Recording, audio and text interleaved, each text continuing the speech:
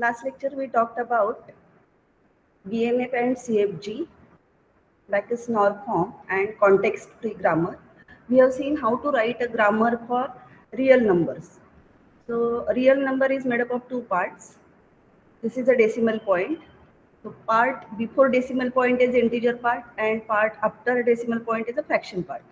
Then again integer part we can write production rule as it can be a single digit, any number from 0 to 9, or it can be a combination of digit and again integer part. So one digit followed by integer part, and integer part you can replace with a digit. So if you want more than one digit integer, like 123.44 like this, so you can call this production to replace integer part. This is called recursive production. And same thing for fraction. Fraction can also be a digit or digit and fraction. And digit is 0 slash 1 slash 2. So what are the terminal symbols here and what are the non-terminal symbols? These are the terminals or tokens that language or grammar can identify. 0, 1, 2, 3, 4, 5, 6, 7, 8, 9 as digits. And whatever written in triangular brackets, this is the form of Backus norm form. So whenever you write in triangular bracket, it is considered as non-terminal symbol. And this is can be operator. In CFG context-free grammar, we use arrow. Left hand side is a non-terminal symbol, right hand side is a production rule, and this arrow means you can replace this non-terminal with this or this, and you can write this or with a vertical bar. So these are the two ways to write a grammar, and then we have seen how to match a string with a grammar, so that if the string will match with the grammar, if you can produce a string with this grammar, then this is as per the syntax. Otherwise, there is a syntax error. We have talked about parse tree. In parse tree, each leaf is labeled with a terminal or empty string. So parse tree, all the leaves are nothing but terminal symbols or tokens. Non-leaf nodes is labeled as non-terminals. Non-terminals are internal nodes. Root is a start symbol, starting non-terminal symbol. And children of the node means if you want to draw a tree for this production, so this will be your root and these will be your child nodes. So child node is from left to right of right hand side. Right hand side means this one. Right hand side of the production rule. Then this is a parse tree for this fraction number. You can see we have to start with the start symbol, which is real number. Then real number, we have only one production with real number, integer, dot and fraction. So we can show its children as integer part, dot and fraction. Then integer part can be replaced with integer part and digit. Integer part and digit. We are using this rule. Then again this integer part is replaced by integer part and digit, and at the end integer part is replaced by digit. This digit is 1, this is 2, this is 3. Same thing for fraction. Fraction can be replaced with digit, fraction, and 7, 8, 9. So can you match another string with this grammar? Can you draw a parse tree? I will give you one grammar.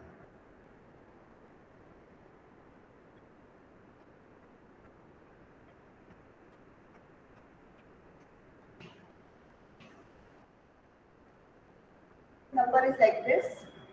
Can you draw a parse tree for this number, or can you say that whether this grammar supports this type of string?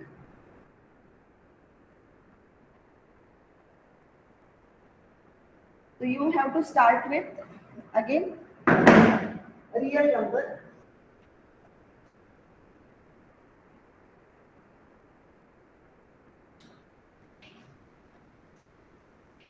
A real number is a start symbol.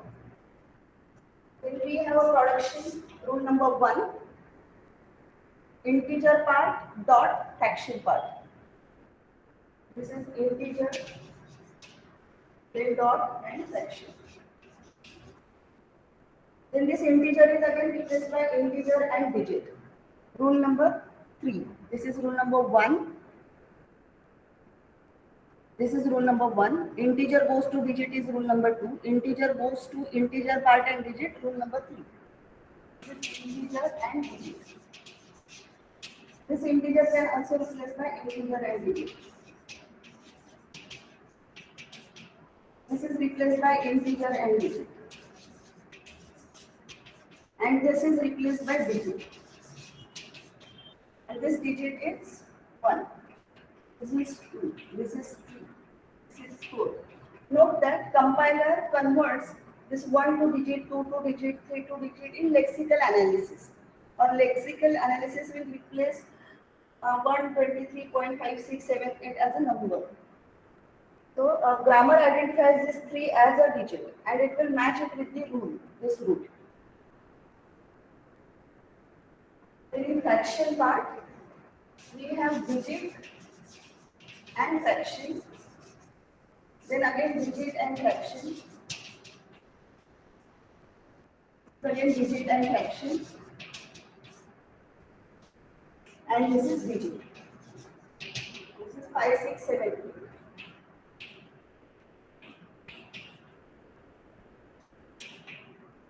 So if grammar is given and you have to check whether this string satisfies the grammar or not, whether this string is syntactically correct or not, you have to start with the start symbol and reach to the string. Now if you read this graph or tree from left to right, 1, 2, 3, 4, 5, 6, 7, 8, you can see the string, input string. So this is called parsing. This is called parsing or syntax analysis.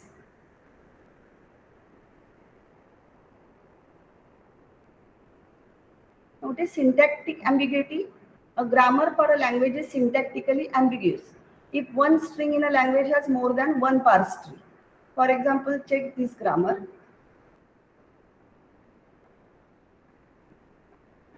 You understood this example? Shall I rub this? Yes, ma'am.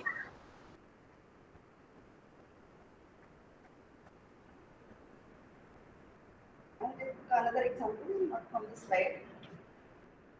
E is expression. Expression can go to E plus E.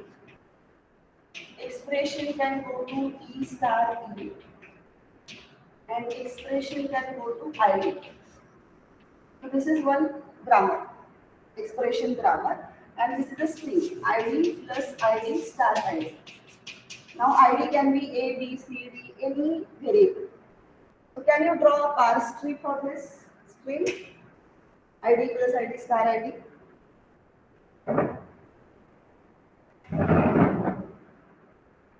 You have to start with capital E. Because E is the start symbol. Again, you have two choices. So these production rules are called rules. 1, 2, 3. So we have 3 rules. Either you can start with E plus E. And then this E can be replaced by E star E. E will be replaced by ID. This is replaced by ID. So your string is ID plus ID star ID. This is one parse string.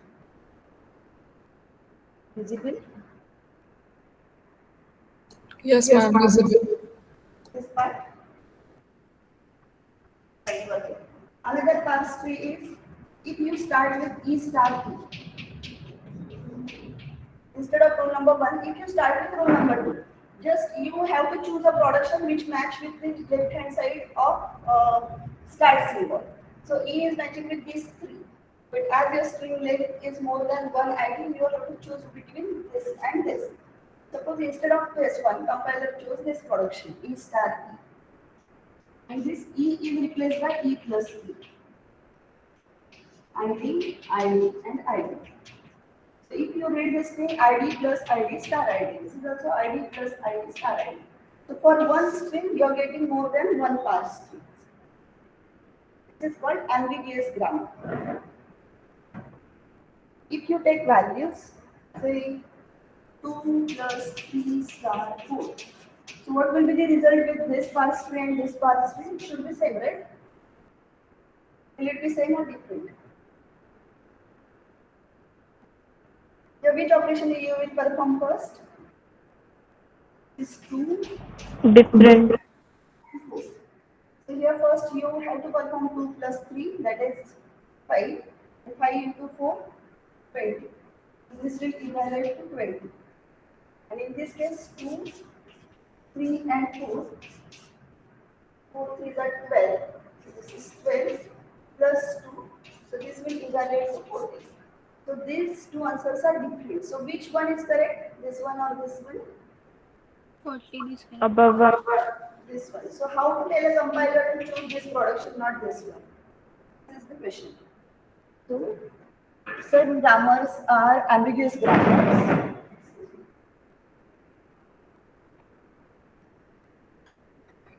So some grammars are ambiguous grammars, and to eliminate this ambiguity, we have to rewrite the grammar. We have to introduce new non-terminal symbols. So a grammar for a language is syntactically ambiguous. Ambiguous means there is a confusion, which tree to choose, which grammar is correct. So as a compiler, or say when you look at the syntax, this both the parse trees can show that this string is syntactically correct. So compiler can see that it's compiling successfully. But you are not getting the correct answer. Answer should be 14, you are getting answer 20. So this is logical error, or what we can say semantic error.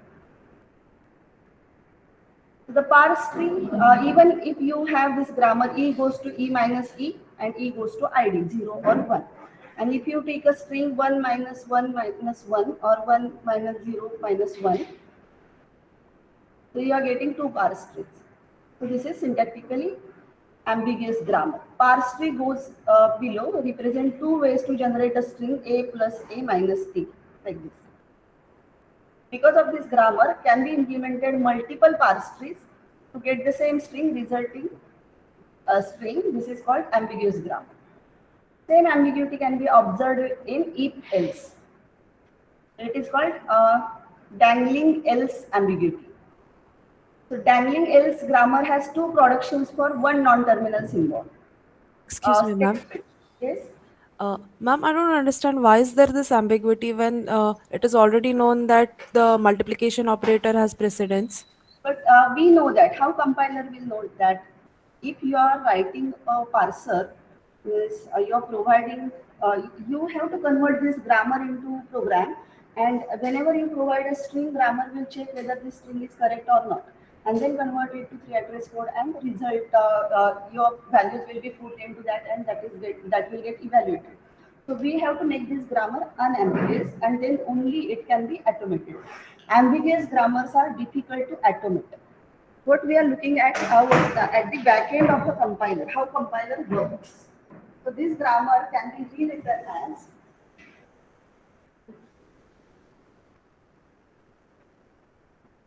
so E plus E. We know that plus has less priority than star. So we have to start with E plus T. So E goes to E plus T. I have introduced one more non-terminal symbol here, E plus T. And then E goes to T. So the E again goes to T. So T can be replaced by E, so E plus E. Then this E plus E. Now T goes to T star F and T goes to F. And this is F goes to ID. So instead of 3 rules, now we have 5 rules. 1, 2, 3, 4 and 5. Now try to parse this string. Parse this string means check whether you are getting more than one parse string for this string, ID plus ID star ID with new grammar. Now in this case, you didn't have choice. You have to start with E plus T. You cannot start with T goes to T star F, because if you go with this T star F, you will get only this string, ID plus ID. We want ID plus ID star ID. So we have to choose this production. E goes to E plus T. Now E goes to T, T goes to F, F goes to ID. This T goes to T star F, T goes to F and F goes to ID. And this F goes to ID. You will get only one production where multiplication has the priority. This is non-ambiguous grammar, and this grammar can be converted into parser or automate. You can write a program to automate this grammar.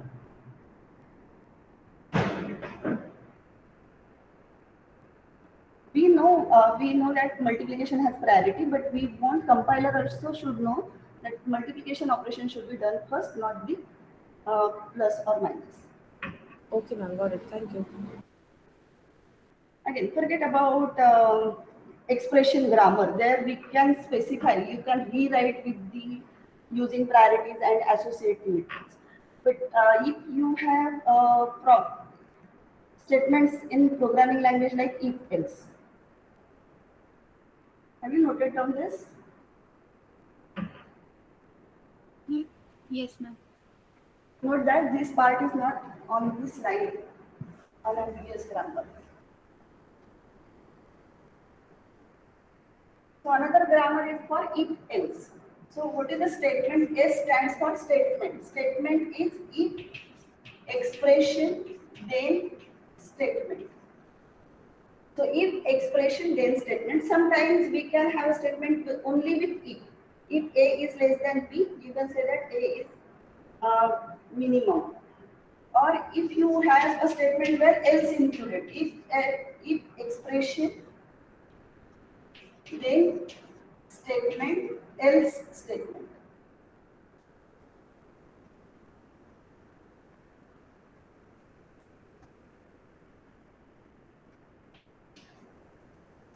If expression then statement, so it will match with this type of statement. If A less than B, do something, only if part. And this match with if A less than B, then do this, else this part. So this is statement 1, this is statement 2. And this complete is your statement. The statement starts with if, then expression is A less than B, then statement, this part, if part, else statement. So we can have normal if or if else. Okay. Then if the string is if expression then statement else statement.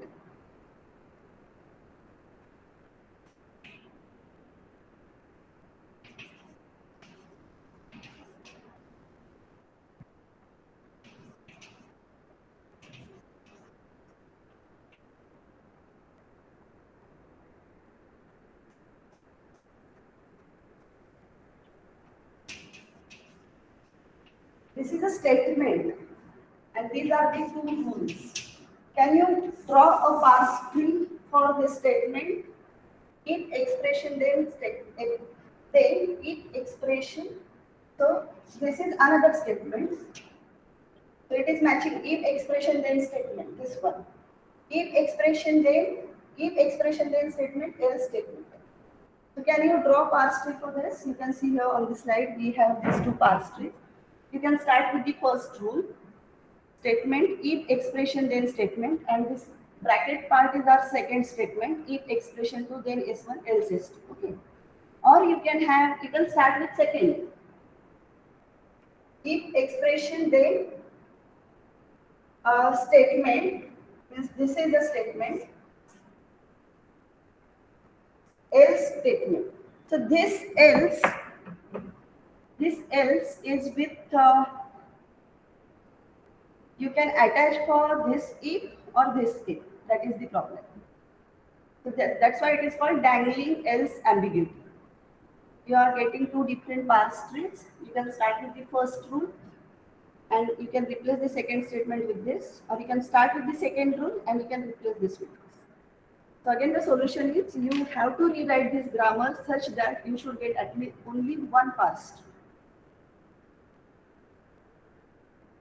So when grammar is given and string is given, and you have to check whether that string belongs to that grammar or not, it is called parsing. And there are two types of parsing techniques available, top down and bottom up. Whatever we have seen, we started with start symbol, and reach to the bottom of a tree with leaf denotes from when you visit all the leaves from left to right, you will get this tree. This is called top down parsing.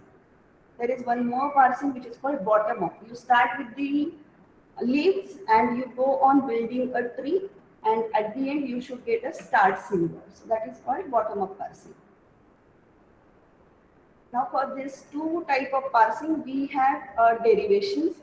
So this technique is called deriving this tree from the grammar. So when you talk about top-down approach, you start replacing each non-terminal symbol with the rule. When you talk about bottom-up approach, you replace the rule with the uh, non-terminal symbol. Let me give you an example.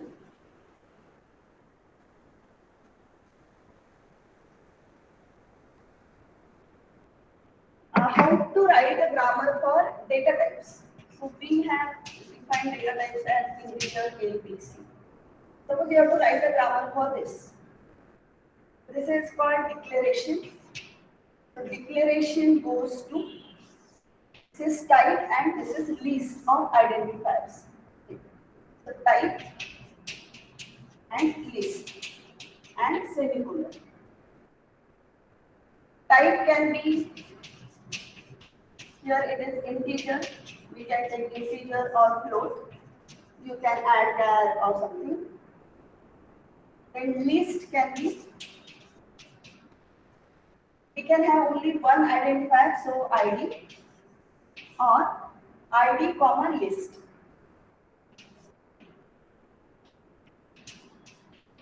The list can be single identifier or identifier comma list.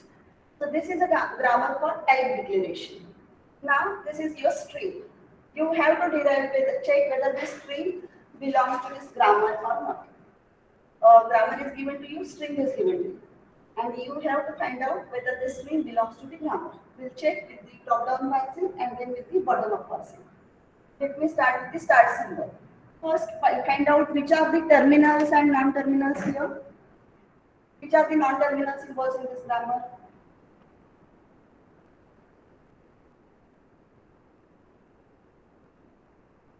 Is there any non-terminal or terminal symbols?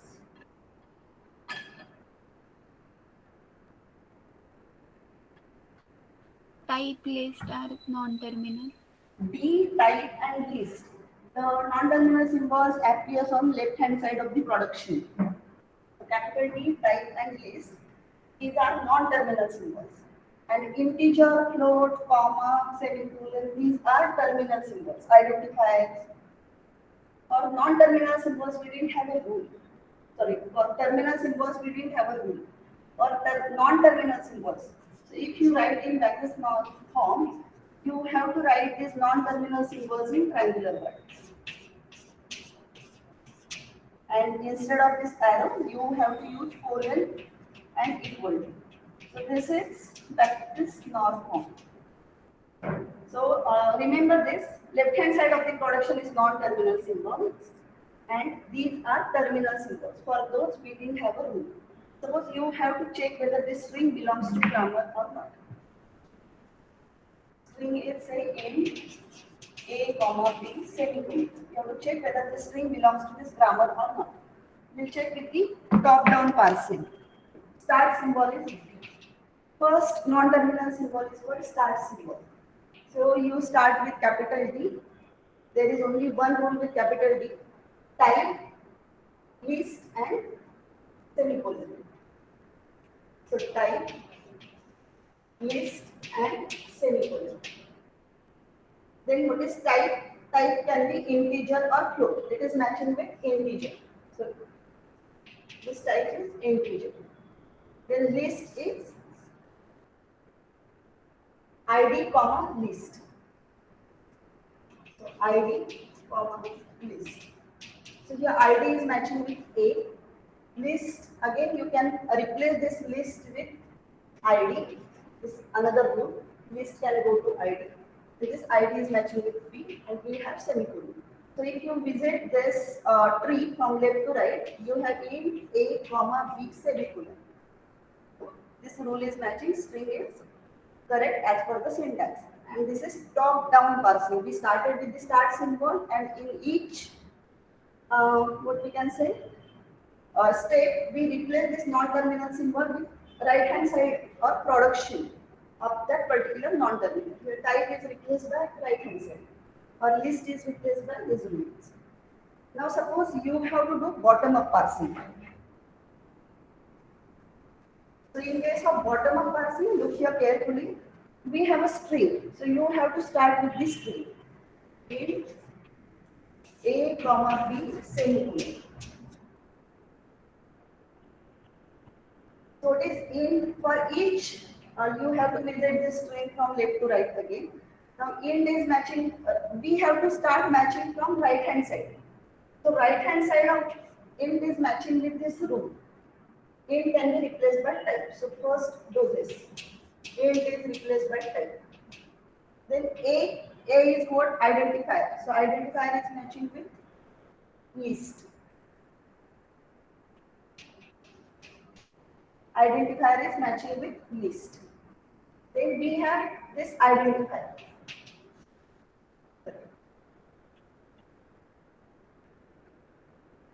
This operation is called reduce. Which rule is should be used for reduce? So A is replaced by ID, comma. This is also replaced by ID. We didn't have a rule for ID, comma ID. We have a rule for ID, comma list. And we have to check whether can we reduce this ID to list. Yes, we have a rule for which will reduce ID to list. Then ID, comma, this is comma in between. ID, comma list will reduce to list. And now we have type list and this semicolon that will reduce to list. So we started with the bottom, that is given string, and using these rules of right hand side, we choose which non-terminal it should reduce for, and then we have reached to the start symbol. This type of parsing is called bottom-up parsing. Is it clear what is bottom-up parsing? Now we talk about derivations. There are two types of derivations: leftmost derivation and rightmost derivation. So again, for the same grammar, I'll explain you what is leftmost derivation and rightmost derivation.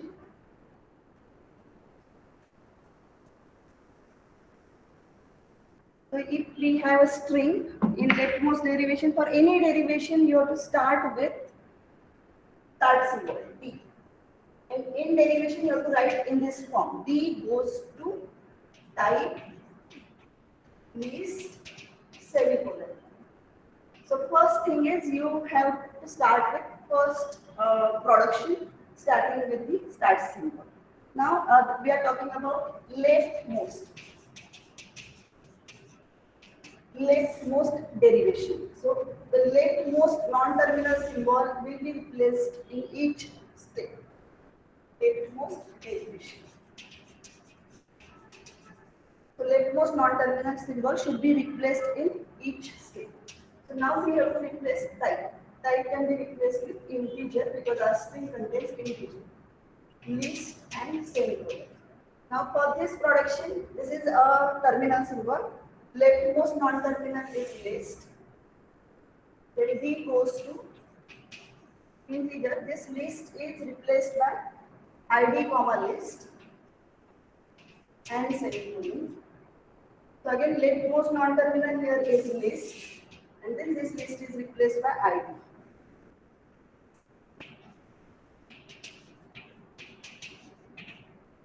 And then you should get this string. D derives, starts, you can start the start symbol and you can reach to this string with leftmost non-terminal symbol. In each step, you are replacing leftmost non-terminal symbol.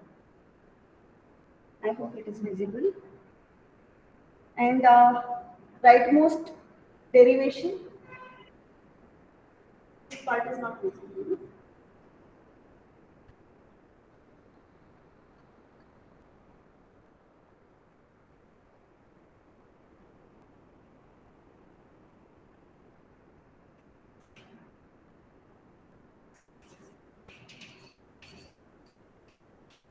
Rightmost derivation, rightmost non-terminal symbol is replaced in each step. T goes to type, least, and semicolon. Now here we have two non-terminal symbols, and we have to replace rightmost non-terminal. So rightmost non-terminal is least. So D goes to type, least is ID, comma list, and semicolon. Again, in next step, we have to replace rightmost non-terminal. This one, rightmost. So D goes to type, ID, comma. This non-terminal is replaced by ID. Now next step, we have only one non-terminal left, rightmost, that is type, and D goes to integer ID, comma ID semicolon. This is your string. So if you visit this rightmost derivation from bottom to up, you will get bottom up parsing. So which production to choose to replace this? So if you have seen right bottom up parsing, integer was replaced by type. Then this ID is replaced by list. This ID is replaced by this ID comma list is replaced by list, and this type and T list will be replaced by T. So if you visit rightmost derivation from bottom to up, you will get bottom up parsing, and leftmost derivation denotes top down parsing. Ma'am, Yes. will this production rules already be given, or we have to write it down and then For write the this, parse tree? production rules will be given to you. Okay, ma'am.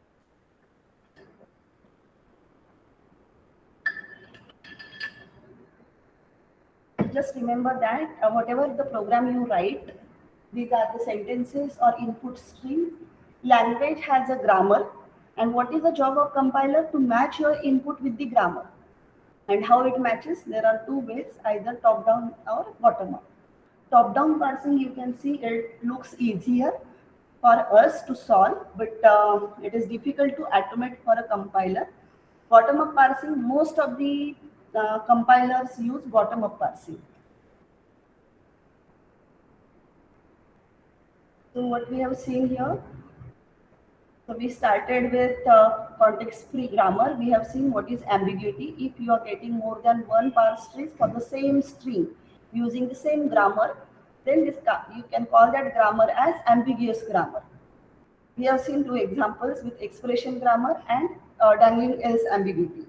And how to eliminate this ambiguity? It is not possible always to rewrite the grammar and eliminate the ambiguity, but there are certain grammars that you can rewrite by adding or introducing new non-terminal symbols in each step with the help of priority or precedence, and you can eliminate the ambiguity. Ambiguous grammars are difficult to automate.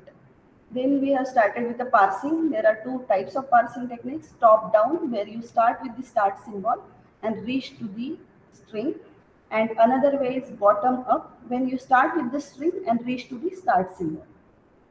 Derivations: top down approach from start symbol to derived string, and bottom up approach is from derived string to start symbol. And what are the derivations? Which are a sequence of strings beginning with the starting non-terminal. So in each step, how control goes from one, for each step, we show the sequence of replacements. All the strings at intermediate steps are called derivations. So D derives type, list, semicolon. D derives int, list, semicolon. These are all intermediate steps, starting from start symbol to the derived string. So leftmost non-terminal is replaced with right side of one of its production rule. It's called leftmost derivation. And rightmost non-terminal is replaced in each step. Note that only one non-terminal you have to replace in each step. Either you use leftmost or rightmost. So this is one more example of derivation. as we have seen this grammar, real number, integer part, comma, fraction. So we have to derive a string 21.89. So you start with the start symbol real number, then real number is replaced with integer dot fraction. Then integer part is replaced with integer part and digit. We are using leftmost non-terminal symbol. Leftmost derivation. So leftmost non-terminal is replaced in each step. Then this digit, integer part is again replaced with digit. Fraction is replaced with digit is replaced by 2 and 1. Fraction is replaced with digit and fraction, digit, fraction, and digit and 18. I want to give you one more example. Let me check.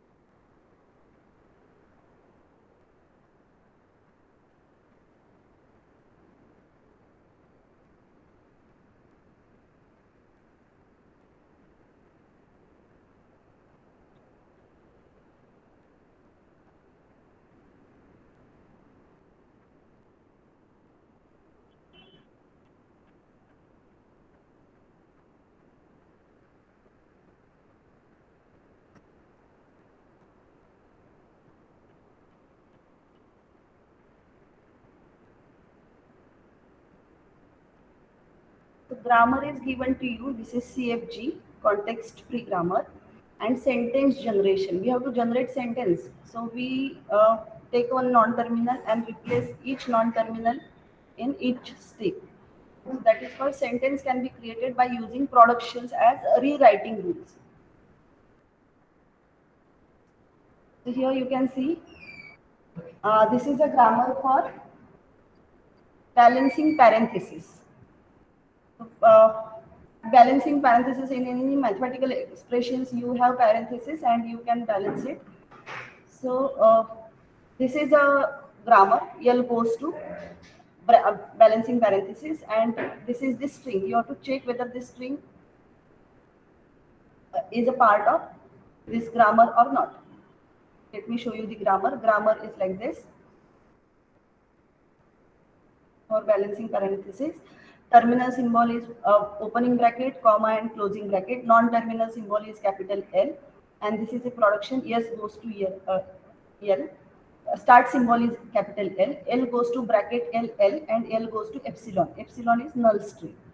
So you can see here, this is leftmost derivation where, rightmost derivation, where in each step we are replacing leftmost non. Here there is no leftmost, rightmost. Here rightmost is replaced. Here leftmost is replaced.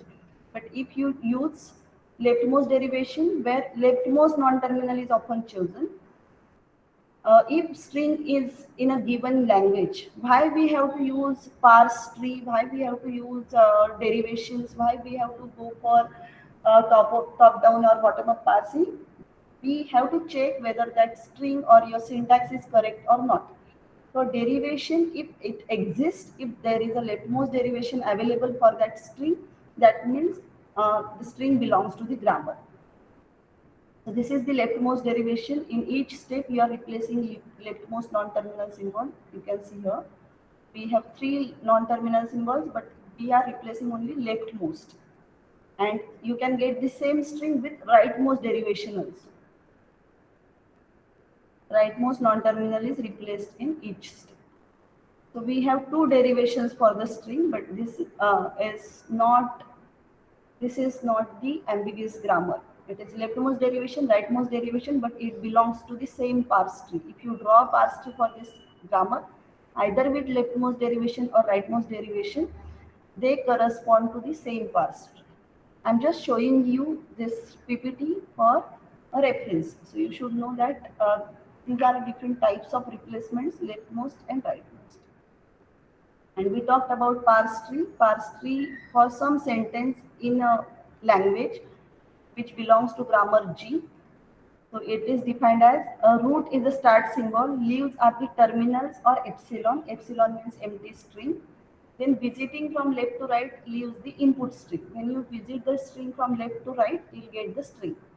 Each non-terminal is replaced with the children from right hand side of the production. So this is the parse tree for leftmost derivation, and this is the parse tree for rightmost derivation. And you can compare these two parse trees, these are exactly same.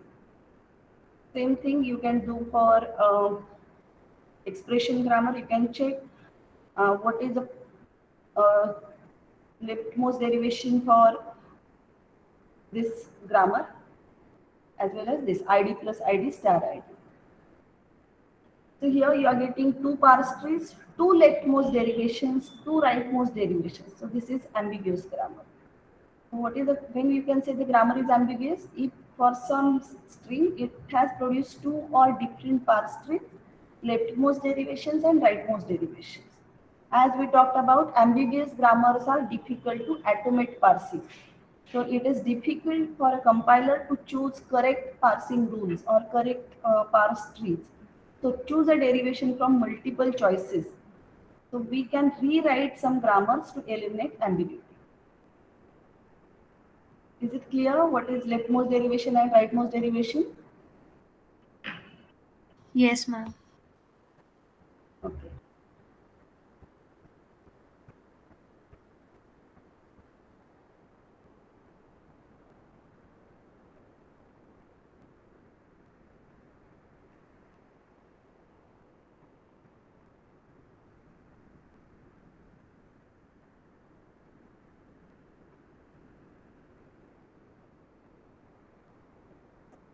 So other than Backus norm form or context-free grammar, there are different variants of a grammar. You can have various different parsers or different compilers use different types of grammar. For example, extended Backus norm form or EBNF and syntax charts. So EBNF is extension to the BNF. It allows list and optional elements to be specified. So for example, you can have, in case of for loop, it is compulsory to initialize a variable for I is equal to 0, I is less than n, I plus plus. But it is not compulsory to give all the three conditions.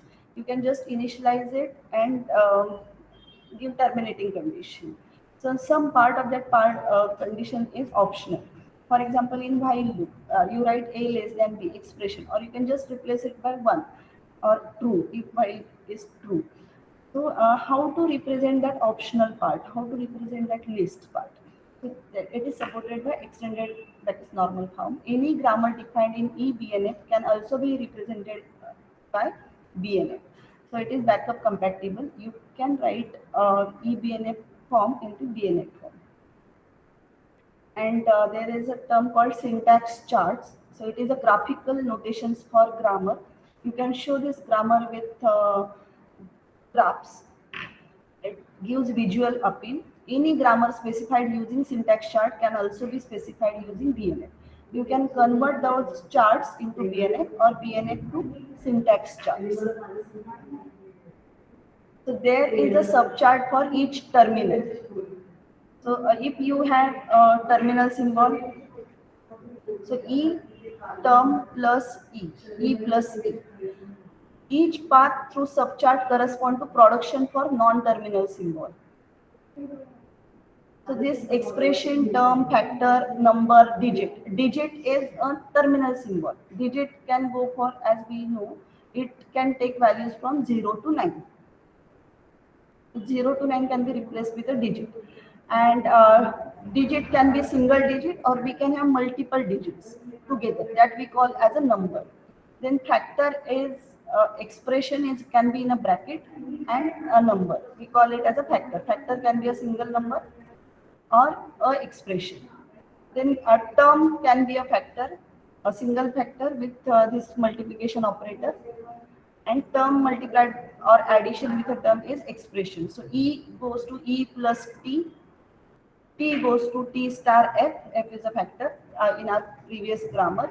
F goes to bracket E, then it goes to number, number can be goes to digit. So this you can show with this type of charts. So how to read this chart? There is a subchart for each terminal. For each terminal symbol, digit is a terminal symbol, number is a terminal symbol. You can show a chart. Each path through a subchart corresponds to production for a non-terminal. Now here you are getting two different paths. That means there are two productions. E goes to E plus T, E goes to T. So E goes to T is this one. And E goes to E plus T, this part. So each path through a subchart corresponds to production for a non-terminal symbol. Along the path are terminals and non-terminals on right side of the productions. So if you read this, you will see right hand terminals and non-terminals on right side of the production. The terminals are enclosed in the rounded boxes and non-terminals are in rectangular boxes. Okay, girls? We will stop here.